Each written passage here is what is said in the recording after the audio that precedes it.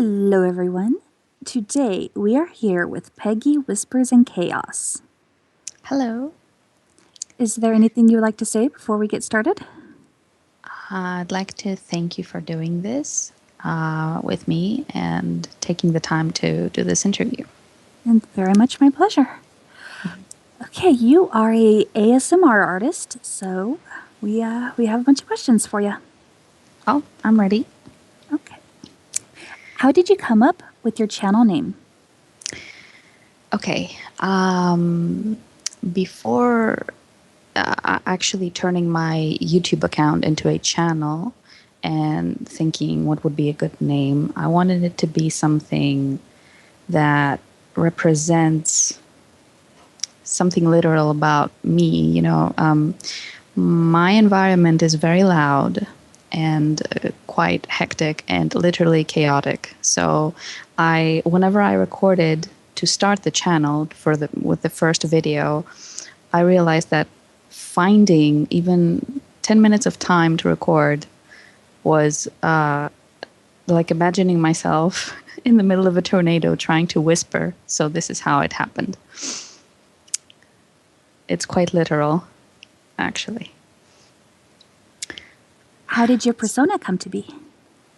You mean like my characters, like a specific character on the channel?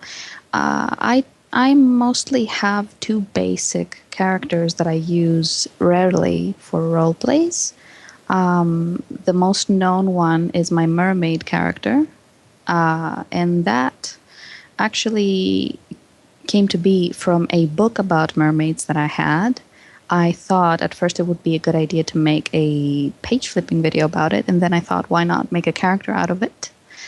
So that's how that happened.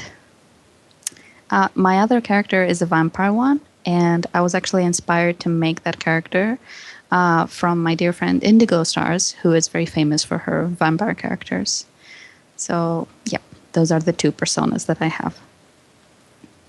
What does ASMR mean to you? Everything.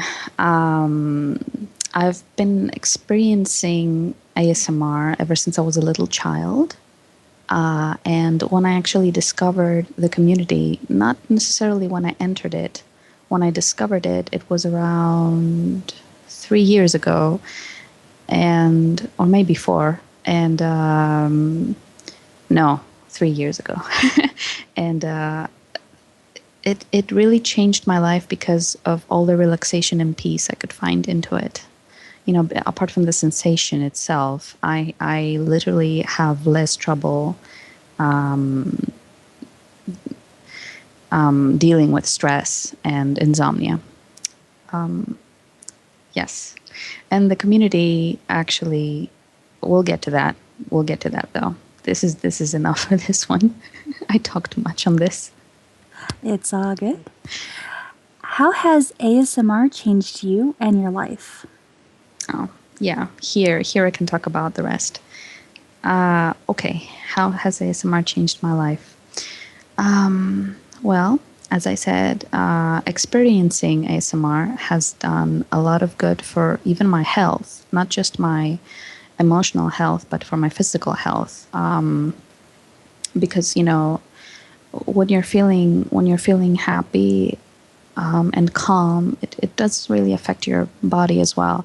But ASMR as a community, it has changed my life because by feeling ASMR, I made the channel to give back, to actually give back and attempt to help people. And I met a bunch of amazing people around the world who I can share this amazing thing with.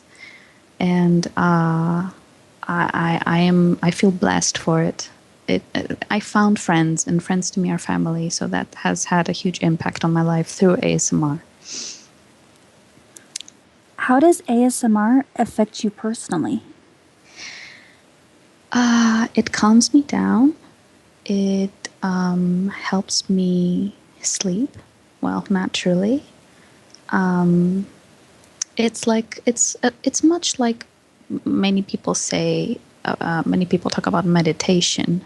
It's a ritual for me. It's a beautiful thing. It's a very personal thing that helps me feel better during any given moment of the day when I'm not feeling well. It's like my getaway. It's like my little happy bubble. It helps my health inside and outside. That's it. What are your personal triggers? Oh, okay. I have various triggers. The visual ones are hand movements, lens touching. Whenever people hold anything close to the screen or pretend to touch my face, flipping pages, examining objects. Then there are the sound triggers that are very different. I'm very rarely triggered by just a voice, just a whisper, the way words are pronounced, especially consonants. Various items, sounds like scissor sounds, tapping, wood sounds, leather sounds are a recent big find that I discovered triggers me. Or what else? Stones, when somebody's holding stones in their hands. I am very easily triggered to feel ASMR, so literally many things trigger me. Mouth sounds are a big trigger for me. Many things. I could go on and on. But I'm just very easily triggered, so it's relative. What triggers do you enjoy using in your videos? Well, first and foremost, I like to use triggers that trigger me, because that's the best way to get inspired to make a trigger video, by incorporating anything that triggers you. So my favorite ones to use in my videos are hand movements, anything relating to touching the camera, brushing the camera, being very interactive generally with the camera. I always add many sound layers, like many layered sounds on top of each other to create a sort of atmosphere. I could record a layer of voice, a layer of tapping, a layer of breathing, a layer of glass tapping, anything. And I have had very positive feedback for the multiple sound layers I use every time. And I also enjoy adding many wooden items, like little boxes, chess pieces, anything. I keep noticing that I put many wooden items in my videos. And crinkles. I use a lot of crinkles too, like plastic crinkles. Is there anything you do to get into the proper mindset before recording a video? If it's a role play, yes, I always need to do that.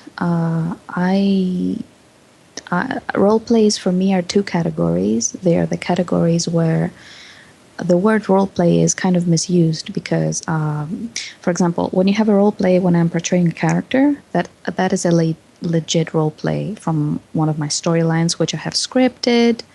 Like the mermaid ones are always scripted, everything is written down.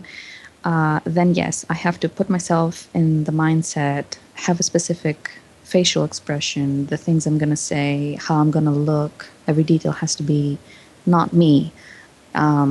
But when I'm doing a role play like a caring friend one, I'm not portraying somebody else. I'm just being me.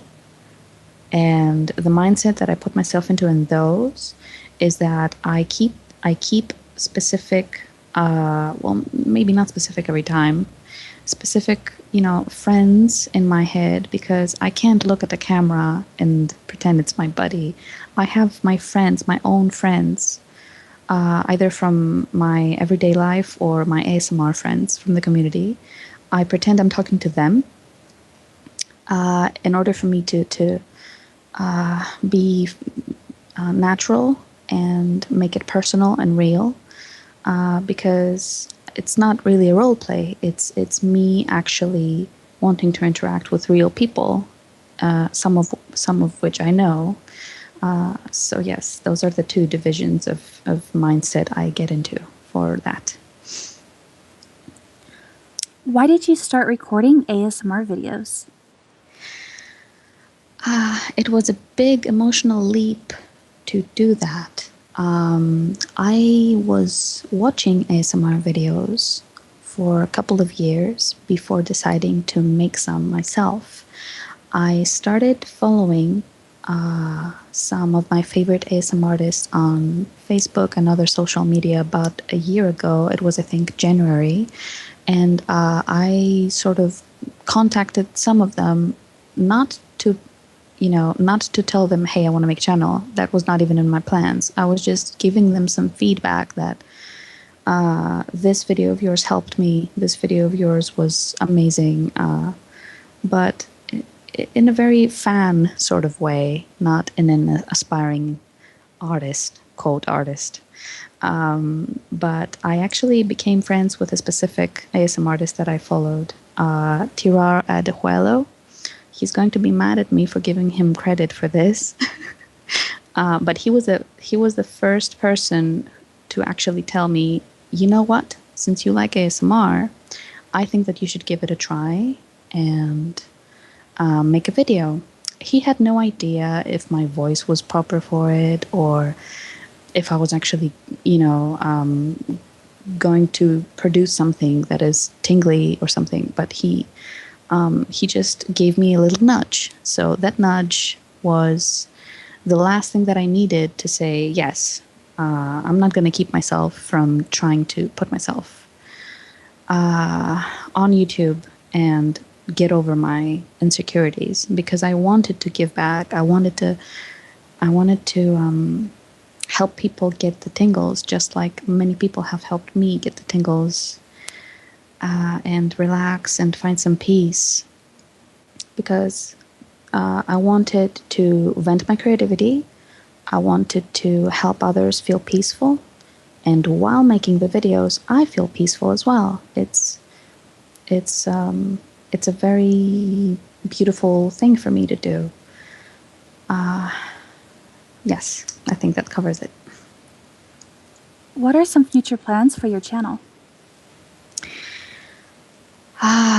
Okay. Well, to be honest, I have no idea. I am not planning ever to stop making videos, even if life makes me make less of them. Like like instead of uploading one a week or two a week, if I am reduced to uploading one a month, it's still okay.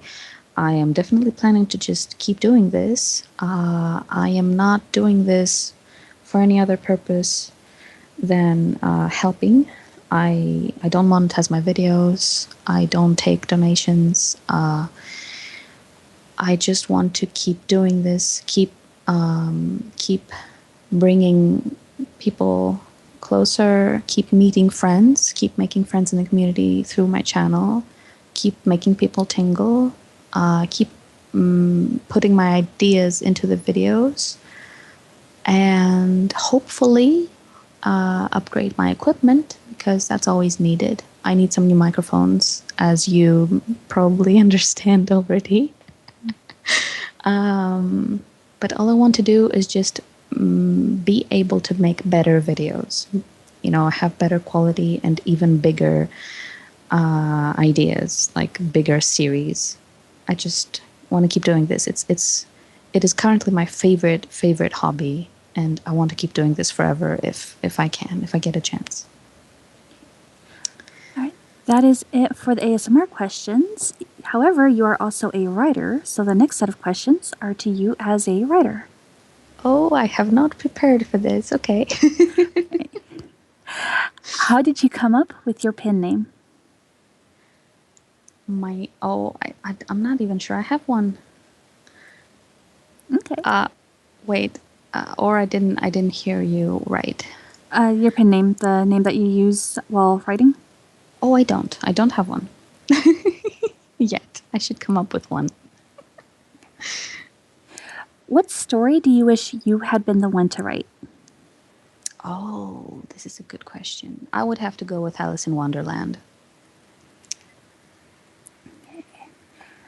Who are some of your favorite writers? Well, I'm going to be a bit mainstream and say J.K. Rowling because Harry Potter has been the biggest part of my preteen life because I started reading the Harry Potter books when I was about 11 or 12. I think it was actually 12.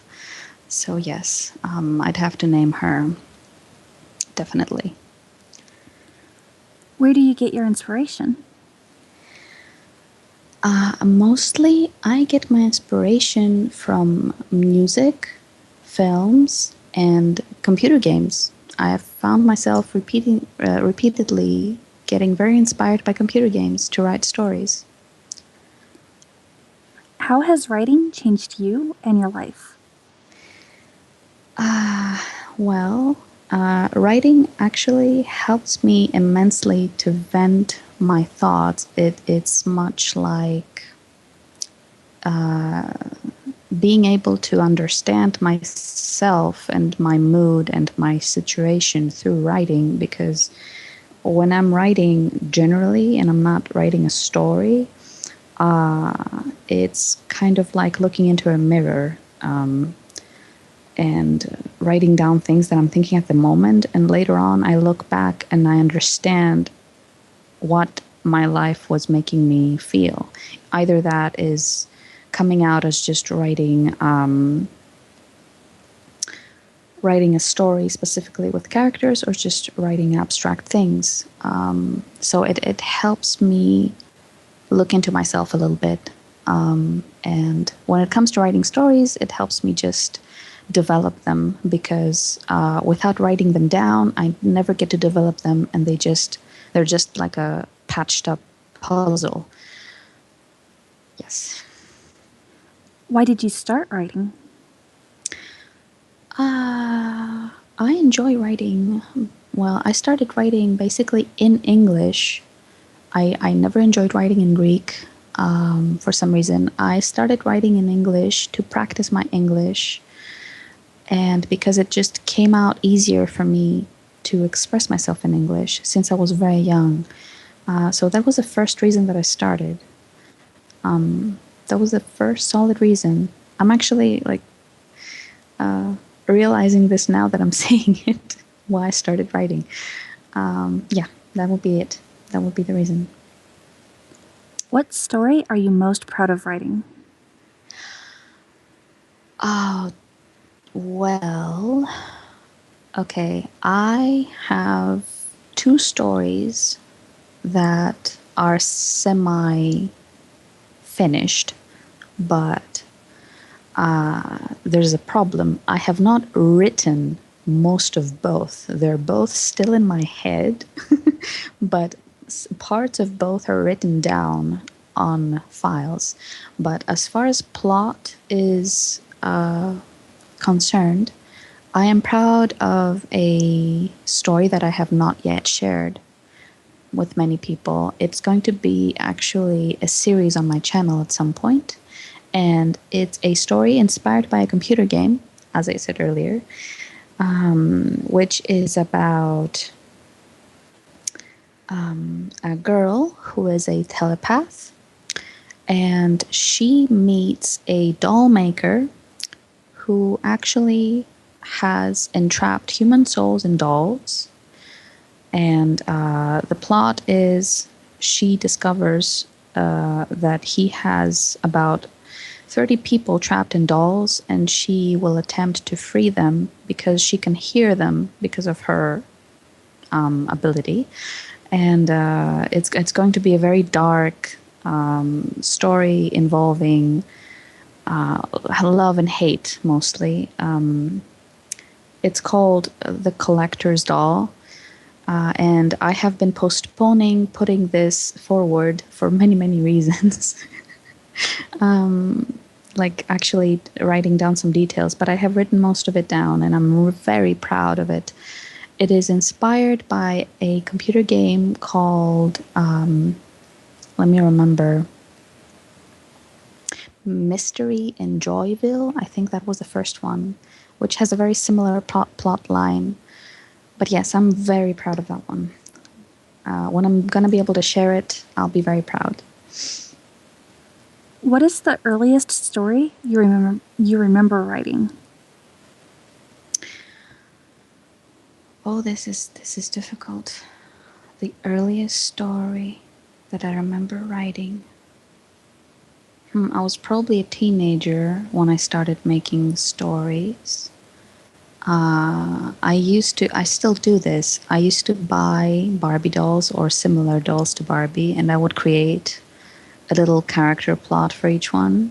So I think one of the first ones that I ever wrote was the life and character of one of my dolls, actually. I was always infatuated with dolls. So it would have to be one. I don't remember what at the time, but I was probably 13, and I was writing my doll's life story. That's. I know it's very vague, but that's all I can remember. You've already told us about two of them, but are there any other stories you are currently working on? Yes, I'm currently working on a story which has turned into a video series about my mermaid. She is. It just happened. The story just happened. My mermaid character turned into this whole series thing, and I wrote down a script. If it counts as a story, I still need to work on her background and future. But the basic plot line is there was a mermaid, and she was scared for her life, so she cursed herself to become human and live on Earth. Among other humans, she also became unwillingly immortal doing so. And she was fed up after 100 years of staying on the shore. And her loyalty lies with Cthulhu, who is her god. And she decided that the best way for her to stay alive and serve him is to ask him to turn her back. This I know this is a weird combination for the people from the fandoms listening, or but it's just something that I had to do, and I had to do a lot of research to actually put my little story together. So from now, I can't really talk about it more because I have not released the video yet. But I'm really proud of writing this plot. For some reason, I like it. I'm proud of it. Where do you see yourself going with your writing career? Well, since I'm not a writer, a legit writer, I don't know if I will ever have what it takes to actually publish something and call myself a writer. I've always wanted to write and publish something that I've written, but I've never felt that I have what it takes. So what I would like to do is maybe in the future do the work, the amount of work needed to actually know that any story of mine is good enough to publish and put it together and put it out there. So if I have a goal, is to maybe publish anything one day, even if it's a tiny story. Okay, that is it for the writer questions. The next set are to you as a artist. Oh dear. As at the beginning of this, I thought we were just going to do the ASMR one. You signed up for art and writing, and I gave you the questions ahead of time. I know. Go ahead, though. I have more answers for this next one. Okay. All right. When did you first get started in art? When I was a child, because my mother is actually an artist.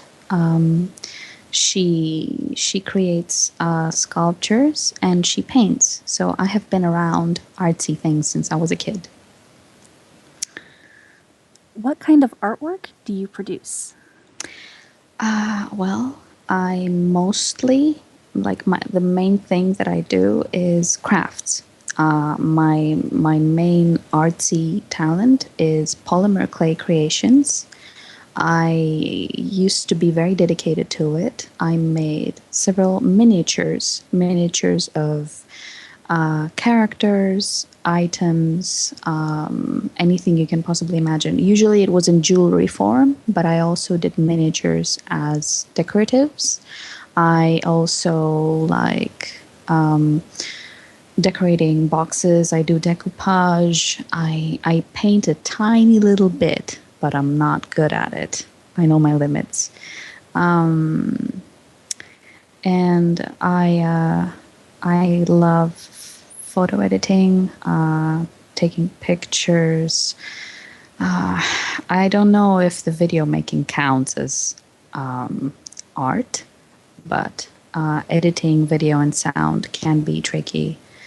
But I'm gonna stick to the polymer stuff because I was really, really into it. I've been making polymer clay things for several years now, just as a hobby. I have only sold items that I've made to fellow college students and just family friends and things like that. And recently, I've made polymer clay creations for some of my ASMR friends.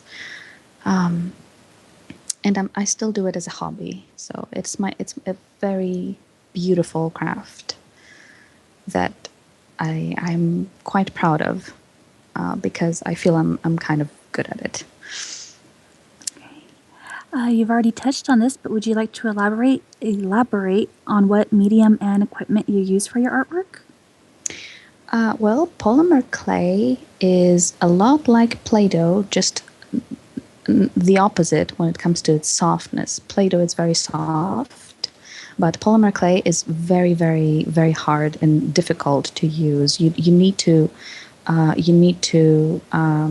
knead it a lot before it's soft enough to mold into something.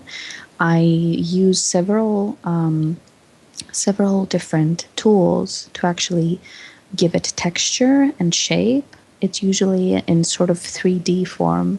My miniatures are like tiny statues or something.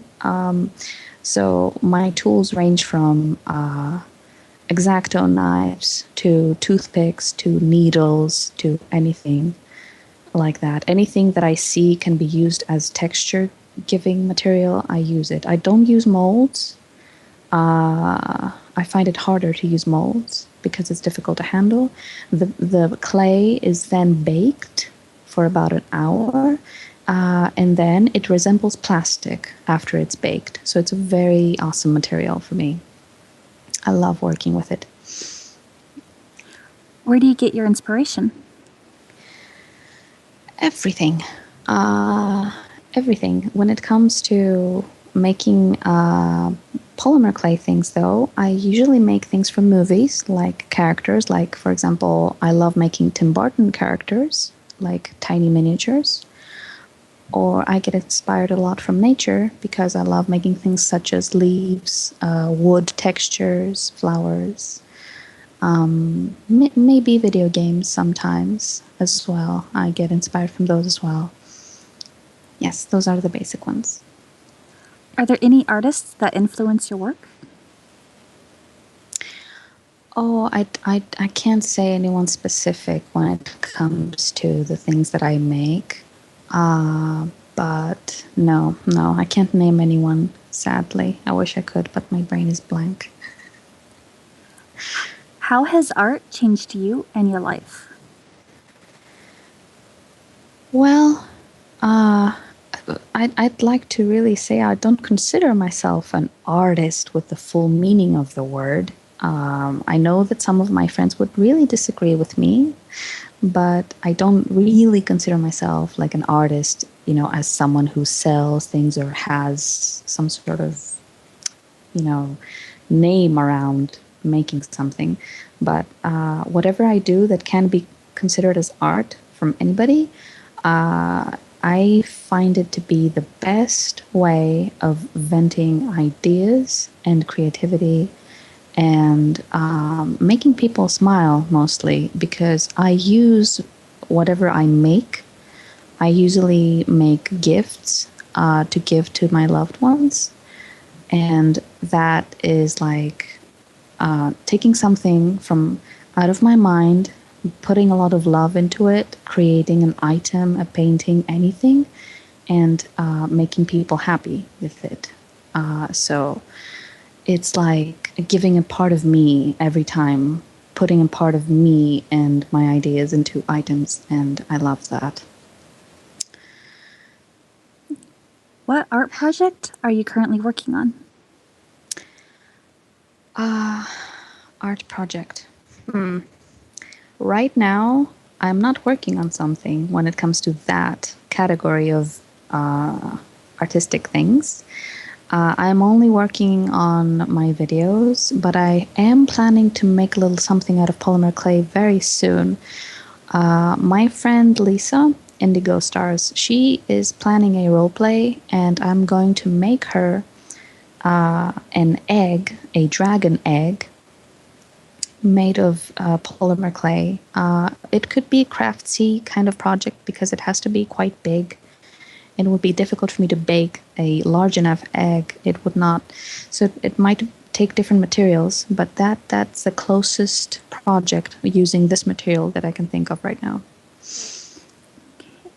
And what is a fun fact about yourself? I'm bad at this. Fun fact about myself. Well, I guess many people find fun about me that I'm a lot like a child. I laugh a lot. I'm distracted easily. I'm not very responsible. I like to joke. I'm very sensitive. They like my childlike side. So I think that's fun about me, I guess. It's difficult for me to have a say in that. But yeah. All right, we have one more question for you, and Oh dear. this is kind of a Yes. special question. My friend Scott requested that I ask you this, and this is the first time for you to be hearing this question. Yes, it is. Okay. If you were forced to wear a warning label, what would it say?